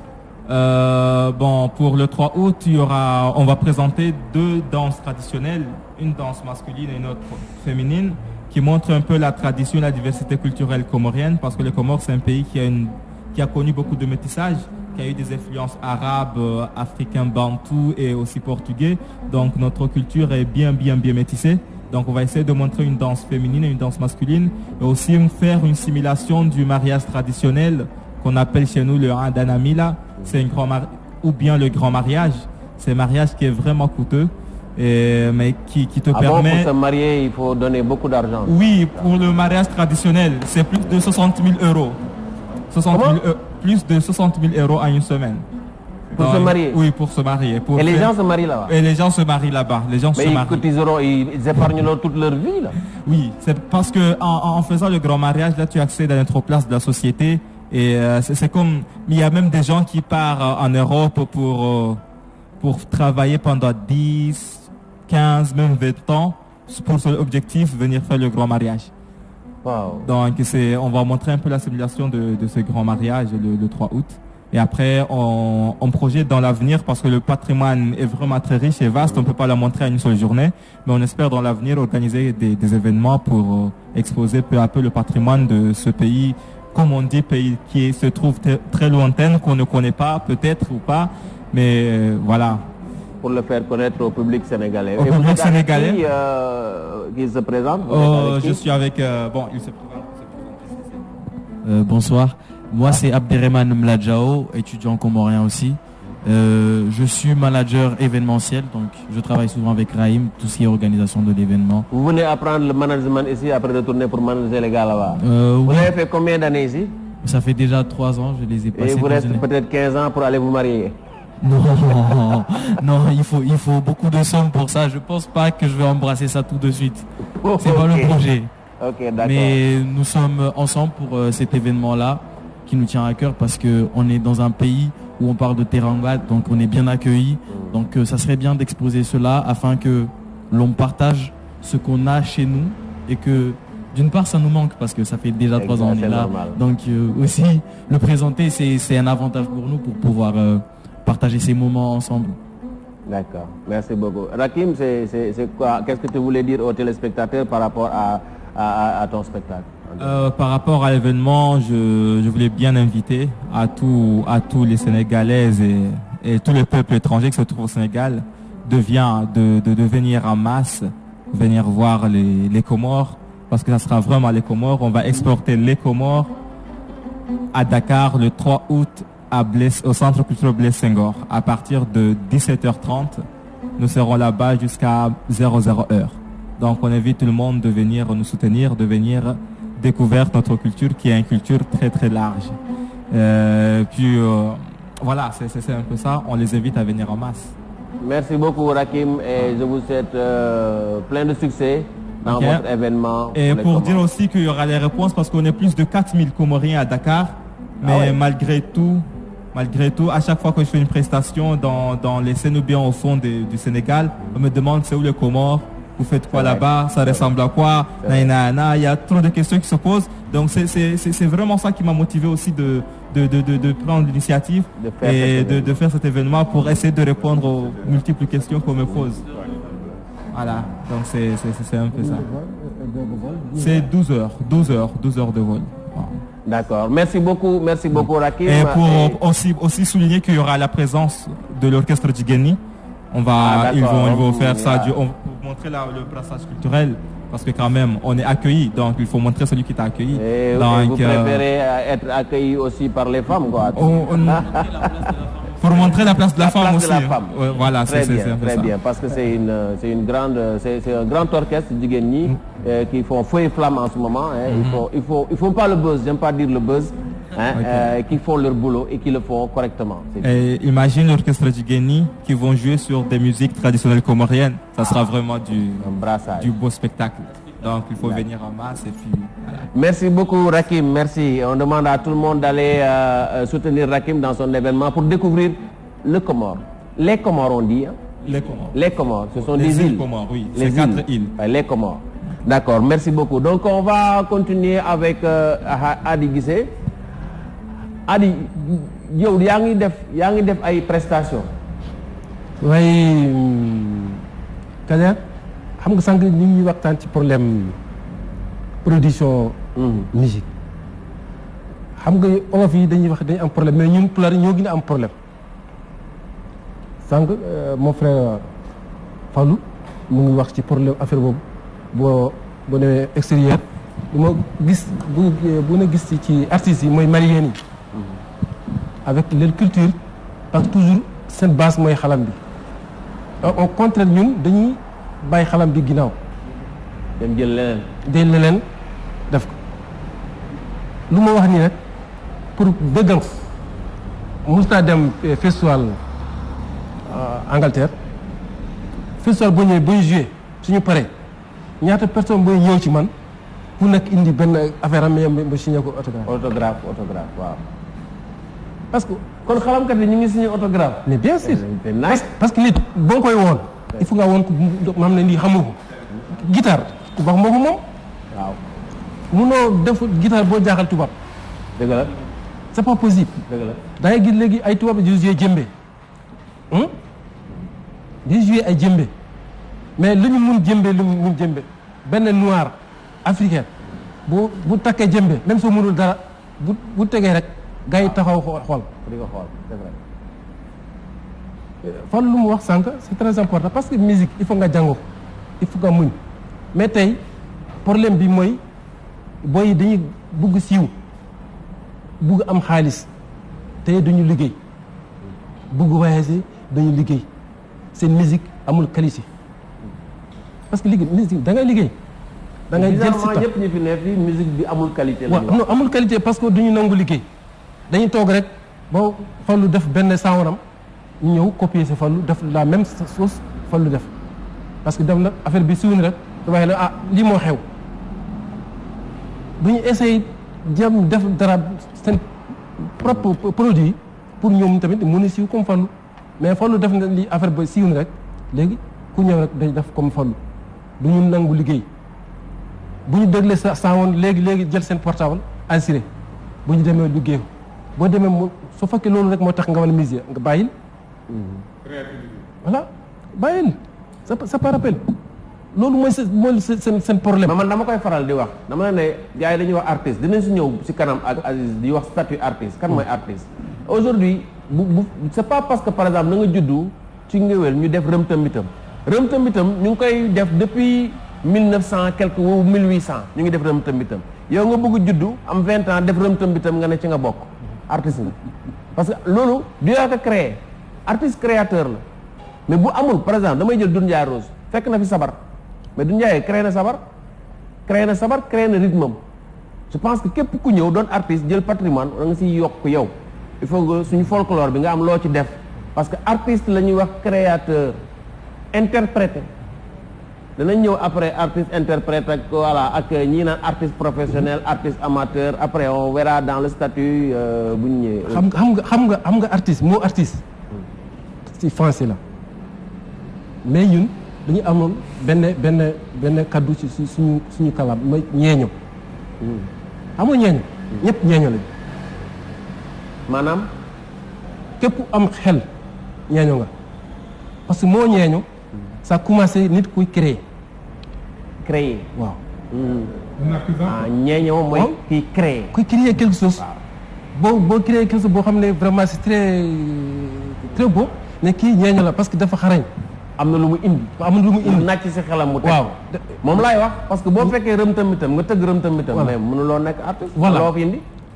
problème bi mooy il faut chaque fois il faut créer parce que adduna bi dafa avancer. donc avu bi yow tamit il faut nga avancer est-ce que nga mun a ànd ak jamono bi parce que munoo toog les années passées ay ñetti téeméer at wala juróom téeméer at yaa ngi foofu doo bouger. munul nekk. mais Adi musique traditionnelle bi fan lay fayee ñan ñooy lay jël di la fay musique traditionnelle est-ce que gars yi ñu ngi lay jël ngay def ay prestations musique traditionnelle pour mën laa fay wala yow yaay créer say production nga dem nga def ko. xam nga si problème boobu la ñuy bëgg waxtaan. pour après problème artiste. xam nga muy yow muy moom muy Hamady. muy moom waaw man personnellement. man du mu joué loolu. parce que man lu ma xalaat man su ma xalaat ak seen xalaat bokkul man dama bëgg avancer bëgguma toog fu ñu toog ñëw ci biir gàlle gars yi ñii di la kokoti fi ñii dina kii fi dañuy pour ñoom daa ñëw pour ñaan. waaw te yow da nga ñëw pour ce métier. da nga ñëw ce métier dañ koy fay kenn du la may. voilà dañ lay war a fay. waaw am nga fay ak may. bokkul mais de toute façon. nit bu la ñëwee ñu ngi waaw xam nga su ma ñëwee léegi xalam. nga kontaan. nga jël xaalis jox ma. mayoo ma. yaa ngi may fay parce que su ma liggéey la.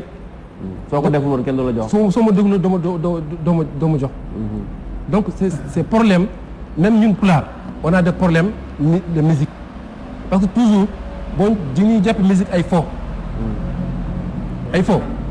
waaw loolu lañ jàppee musique. waaw non mais bari na ñuy wax foog ni musique caaxaan la. waaw musique doo loolu la. mais est-ce que xalaatoo ne am na sax ñu koy caaxaanee moo tax ñu foog ni ñoom loolu caaxaan la. non parce que avant ñoom dañuy ñëw benn kii rek kër toog di way di xalam ñi fecc ñi di def lu leen neex boo paree dem seen ñoom foofu la yem xalaatuñ pour jëndi oto xalaatuñ pour jëndi kër. xalaatoon pour dem. non mais Adi yow musique bi ñuy def nii dafa mën jënd kër. ah musique bi ñuy def nii mën na jënd kër. mën na jënd kër. waaw. à condition. waaw. parce que lu Fallou wax sànq. doo nekk sa kër di xalaat. ak pendant des années di créer quelque chose yàlla def bon nga jël affaire bi génni si produit mu génn sur le marché balaa see produit génni nga gis ko ci mbedd gars yi di ko di jaay. mais non léegi je pense que léegi produit loolu xewi na benn instant. mais mënoo si dara. mënoo si dara. tu vois man depuis bu ma jógee Fouta ba léegi maa ngi fi di xosuli si musique ah. guddi ak bëccëg damay togg ay 2 heures 3 heures du ma dem sama dëkk ndax musique. kon mu ngi dox. xalam bi mi ngi indi xaalis. non alhamdulilah. alhamdulilah mais bëgg naa am lu gën lu ëpp loolu parce que am na lu ma visé sama bopp. est-ce que léegi nga am benn affaire ay samba booy taxaw fii nga romb ko ci mbedd bi di jaay ses produits te ko yow doo ko ci am dara. donc c'est décourageant dafa métti. waaye Mouhamady est-ce que pekaan bi yaa ngi koy def métier est-ce que yaa ngi ciy dund. fan ak fan ngay faral di jouer yow yaay créer li ngay jouer wala yow yaay dem fekk ji xew wala ci ballo yi ñooy ayee ñu woola wala naka nga koy defee ba nga xam ni yaa ngi ciy génn. ci ballo yi ñoo koy woyal ñëw nga woyal ko boo ko woyalee boo paree pati micro boo ko woyalee pekaan bi moom mu kontaan mu jat su amee dara mu jox la boo kontaanee bu amee dara mu jox la su kontaanee am na bu ñëw bi pour ci balu sax day kontaan ci loolu mu jox la nga dajee duñu nekk benn som nga dem def ko dépasse pekaan yàgg na pekaan yàgg na ci BC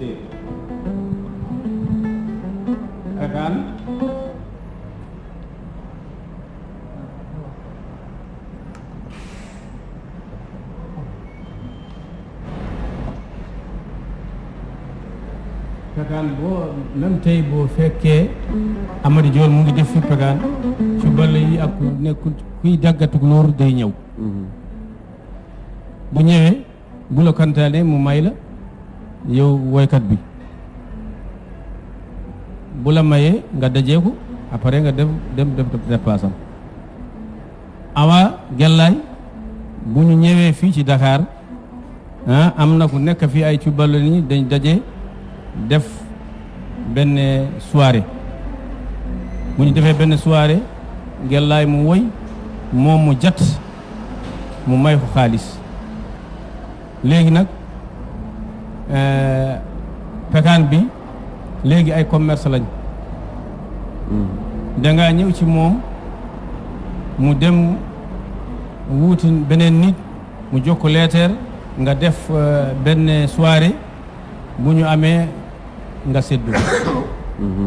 ok loolu moo kew léegi. waaw dañuy production la def spectacle ngeen léegi dootul may daf lay woo pour ngeen liggéey. coproduction. waaw dañuy liggéey la maanaam dañuy def coproduction. yow woykat bi ak kiy organiser ngeen liggéey. pour ngeen mën a waaw ngeen signé contrat da ngeen di signé ay contrat. waaw am na léegi signé contrat am na lii ak ki la woo rek nga def ci bu amee dara mu joxe la nga dem. ok très bien da nga am looy wax loo ko laaj. waaw mais parce que lu bëri ñu waxee quoi comme aada nu mu njëkkee wax ak moom nu mu njëkkee wax da ngay gis ne bon informel bi dafa présent trop quoi. bon mais comme ni mu mujjee wax ni je crois que foofu loolu mooy tendance bi il faut ñu jëm foofu évoluer jëm foofu. parce que musique bi tamit dootul nekkati affaire waratul nekk affaire ay bon géwél laa damay ñëw ci xew bi wooy ñu may ma ak yooyu non fekkee ne tamit mën na nekk sa métier nga ciy dund war nga mën a egg ba foofu di signer ay contrat ku la soxla woo la signer ak yow contrat nga def prestation ñu fay la ñu lay fay war na mën a egg foofu daal je veux dire. très bien Fallou. c'est vrai que côté informel bi tendance bi foofu la rabattre tey da ngay gis ni musique sénégalaise bu njëkk dañu la daan engagé di la tëggaloo ngay joué ji ay boîte wala ngay joué ji dans les régions wala ngay joué ji Europe wala ngay joué ji un peu partout ñu lay fay mais léegi booy xool tendance bi dafa balancé wu vers les jàkkaarloo dafa mel ni musiciens yi léegi.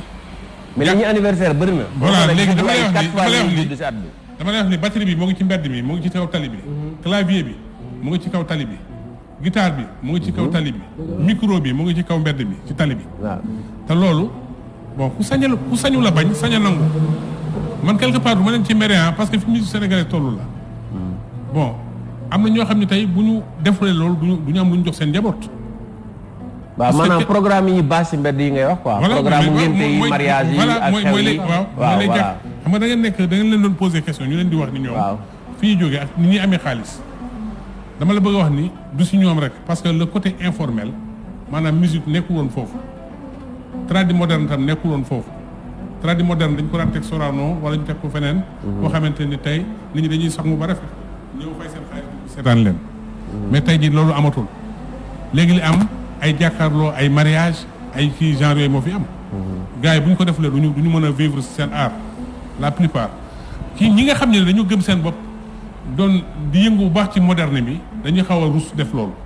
mënuñu ko def ku mel ni man mii tey waxu néew ma du ma ko def mais man mosuma ko def te xalaat ma ko def. parce que en fait dafa am benn musique bu may incarné boo xam ne tey dama opté vers le modernisme pour mën ko def. pour jaay sama musique maanaam sur le plan. international ak mondial donc man foofu laay xalaatee tamit musique moderne laay def ma musique pour sama musique war a nekk ci trottoir yi ak ci mbedd bi mais damay def musique pour sama peuple damay def musique pour les mélomanes damay def musique pour promouvoir la bonne musique sénégalaise.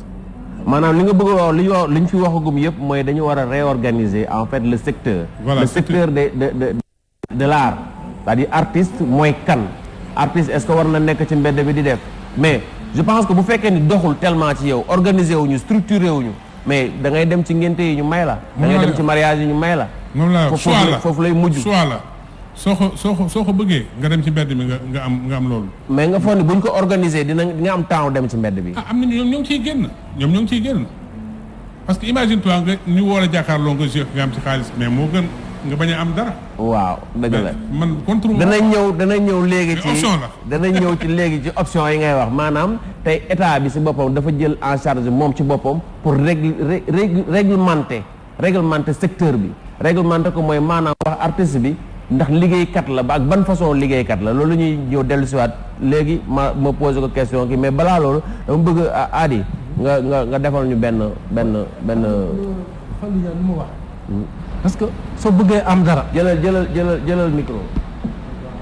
soo bëggee si liggéey am fayda da nga am fay si bopp lu mu wax nii bon ba yëpp ñu ngi ci biti donc amatul fayda lu ñu la fay amul fayda donc toujours da ngay nekk foofu ba nga retraité doo am dara musique bi du am valeur. waaw li ngay jaay. mais li ngay jaay yow boo génnee ci mbedd bi. voilà lu doon même valeur. voilà parce que problème bi soo gisee tamit kii lu may tëgg ak keneen bi li ma tëgg benn la soo demee jàkkaarloo yëpp wala booy yi dem télévision yëpp seen tëgg yëpp benn la ñoom ñëpp ñoo tëgg musique comme pulaar soo demee léegi les musiciens pulaar ñëpp dañu ne comme Baaba Maal léegi yëpp Baaba Maal lu moo solee loolu lañ solee Baaba Maal lu may wax loolu lañ waxee affaire yëpp c'est Baaba Maal lañu def loolu léegi Baaba Maal est-ce que mun na jël alalam pour produire kooku. mënul nekk gis nañ ko ba pare quoi. boo gis nañ parce que gis nañ ko ba pare dañuy jox Baaba Maal originalité lay promotion. waaw parce que wooyee rek nee na kii Baaba Maal donc yow doo dem fenn. waaw parce que man mos naa ko wax benn boy par exemple Hady Guissé numéro 2 wala Kader numéro 2. voilà même bu Kader dee doo nekk numéro 1. voilà yow 2 rek ngay nekk. 2 rek donc jarul 2. voilà nekkal yow amal sa originalité bopp. amal sa originalité bopp moom laa doon wax sànq ci création. il faut ngay créer sa. il faut nga créer. nga nangu sonn. c'est nangu sonn parce que mënoo am dara ba nga ne du ma sonn.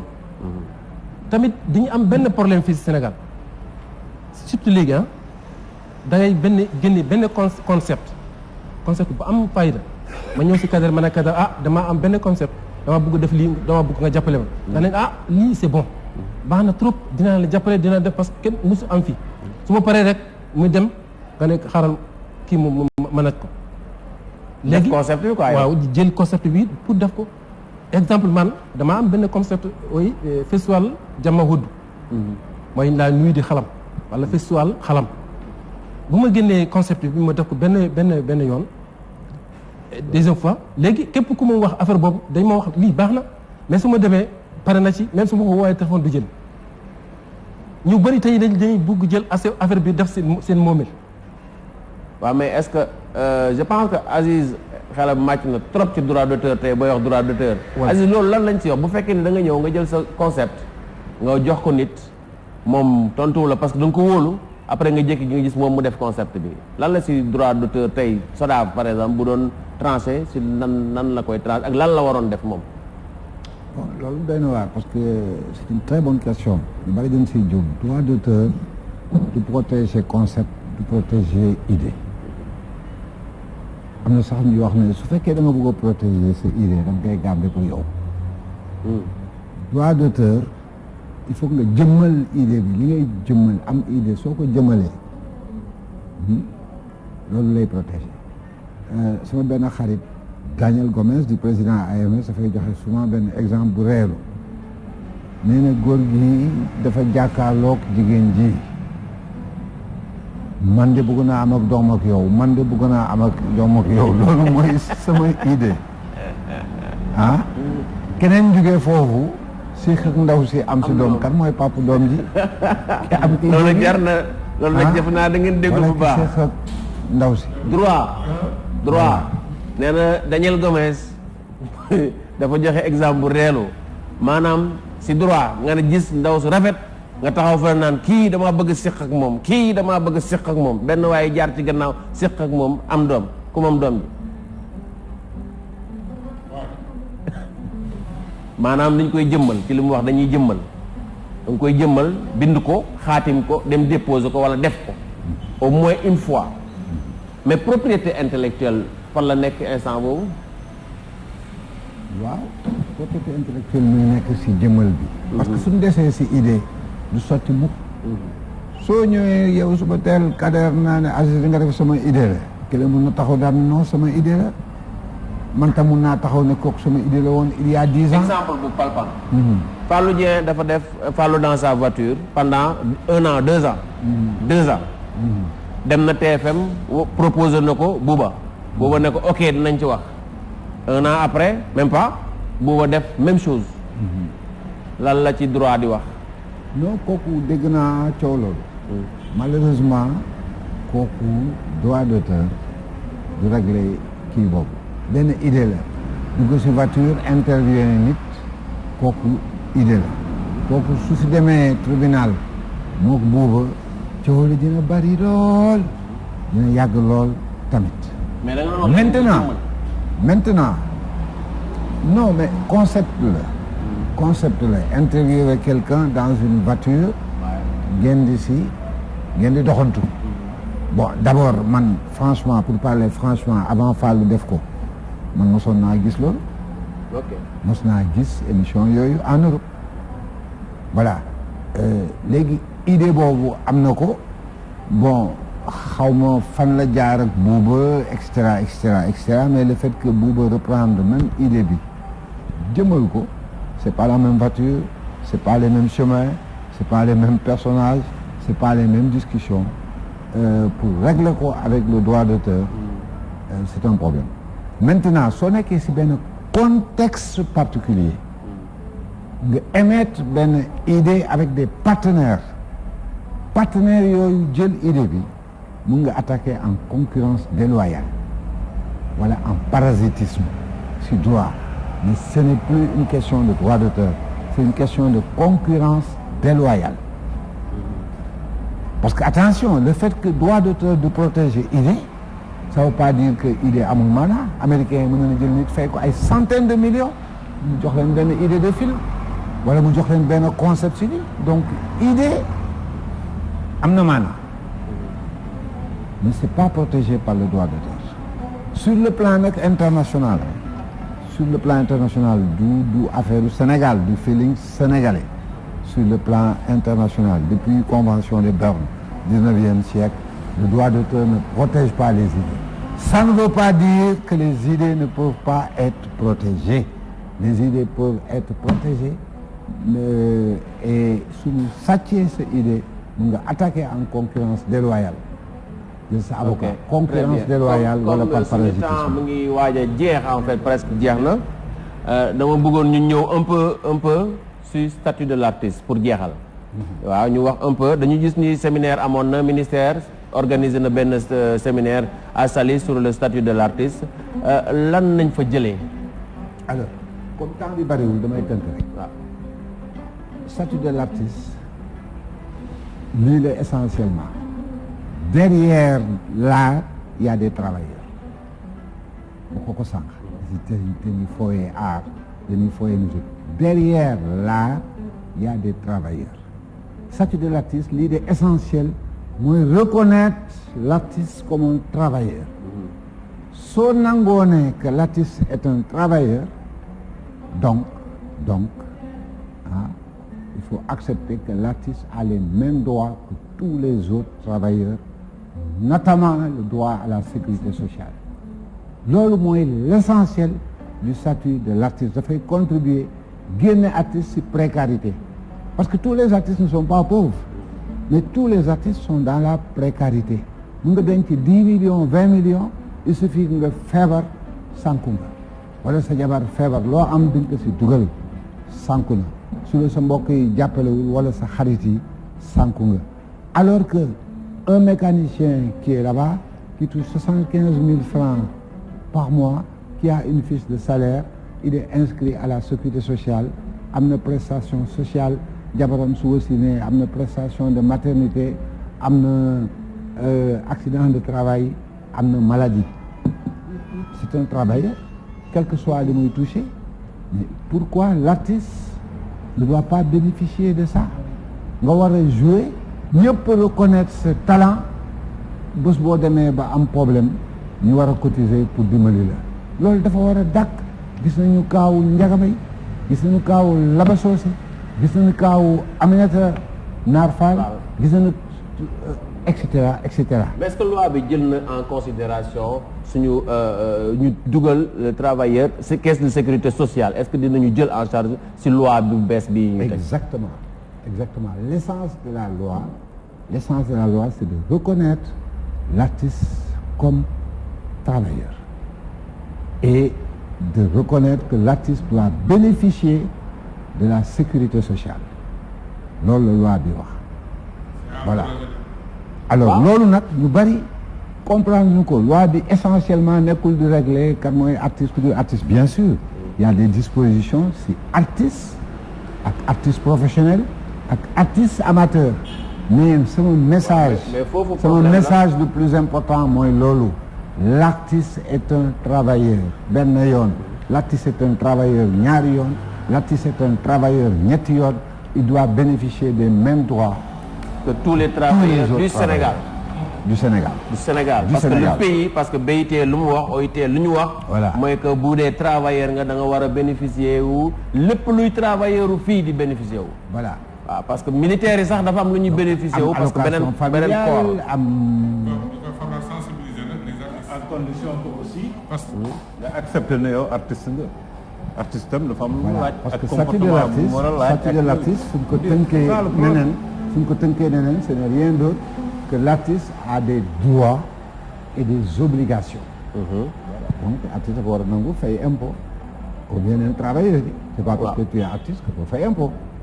da ngay fay impôt am nga ay éduqués en conséquence tamit ñi lay employé tamit di fay cotisation sociale. waaw yow tamit di nga cotiser. waaw socialement comme tous les autres travailleurs.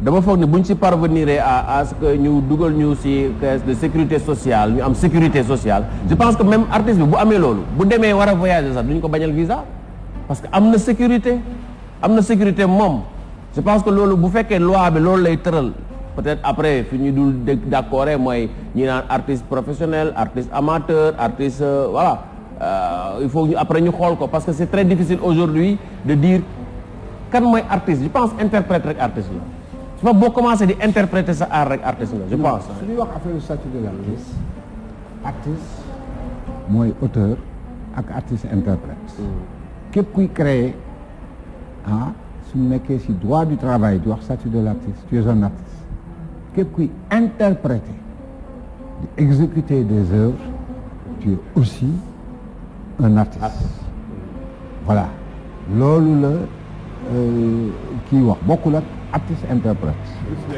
interprète moom mooy kuy exécuter œuvre rek mais su nekkee ci droit du travail artiste c'est à la fois l'interprète et l'auteur maintenant la loi li mu wax dafa reprendre la recommandation de l'UNESCO et de l'OIT et artiste celui qui considère son activité comme un élément essentiel de sa vie essentiel jàpp ko ni man lii dama si jublu qui est reconnu qui cherche à être reconnu indifféremment de li muy touché ndax bari na ou pas indifféremment du fait que bokk na ci association ou pas c'est pas important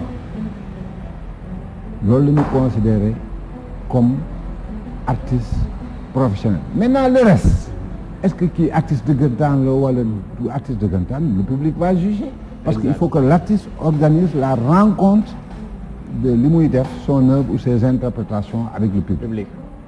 Mais est-ce que loi bi bu génnee du am répercussion sur la SODAV?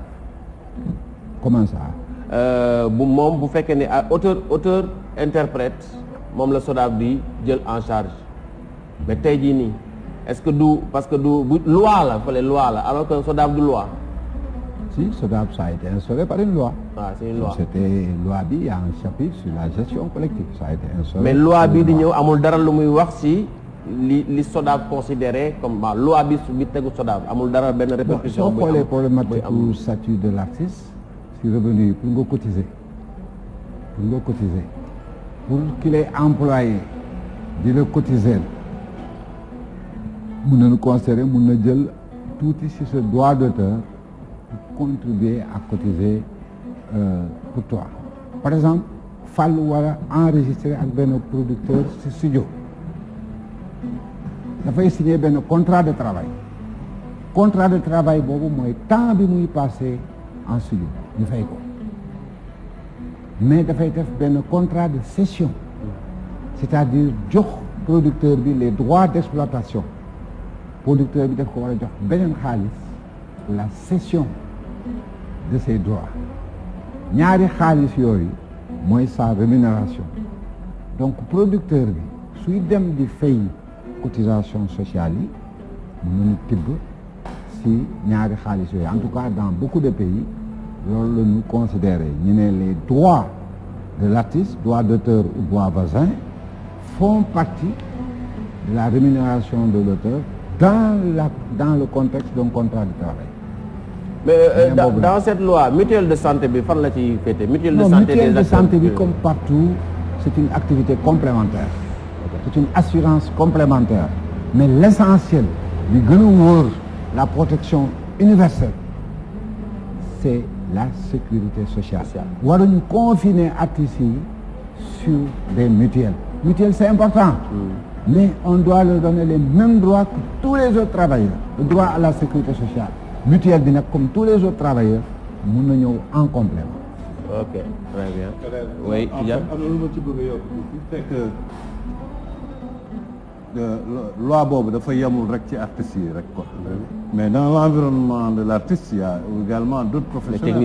Les techniciens yooyu ils sont pris en compte.